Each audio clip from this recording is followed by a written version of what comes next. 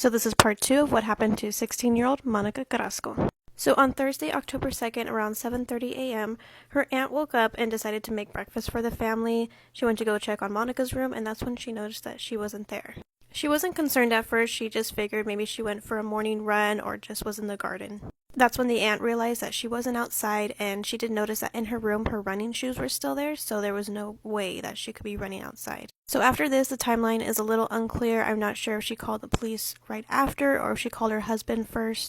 So around 9 to 9:30 in the morning, Monica's mom calls the aunt just to check on Monica to see how she's doing, and that's when the aunt tells her that Monica is missing.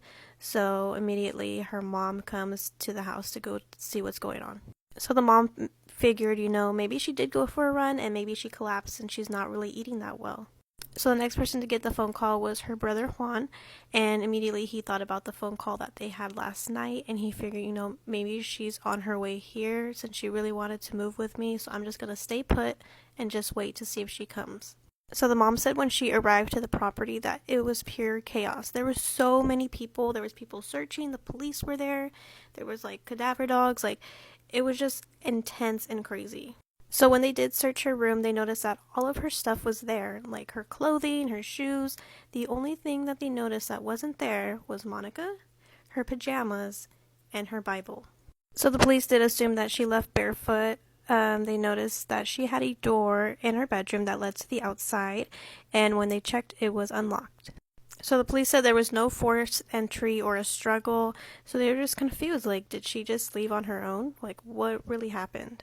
And it's important to note that the terrain around the house was very rocky, so if she were to leave on barefoot, it would be very painful for her. So everybody searched for a whole year, and they came back with nothing. So her aunt and uncle believe that she became disoriented and just took off and headed over to Highway 17, which was 4 blocks away from their house, and just got a ride from a stranger. I feel like that's very possible, but I feel like there would have been some kind of evidence, but I'm not too sure. So the aunt and uncle were given a polygraph test. The aunt passed and the uncle failed. Although it is very suspicious, we should not rule him as a suspect because polygraph tests are not 100% accurate.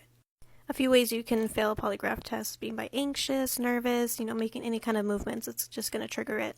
In May of 2003, Monica was harassed by a school bus driver and she did not report it, but police did go talk with him and they cleared him. So unfortunately, she still hasn't been found. She would be around 30 years old by now, and no one has found anything. Clues, evidence, nothing. I pray that Monica is found pretty soon and that her family does have some closure.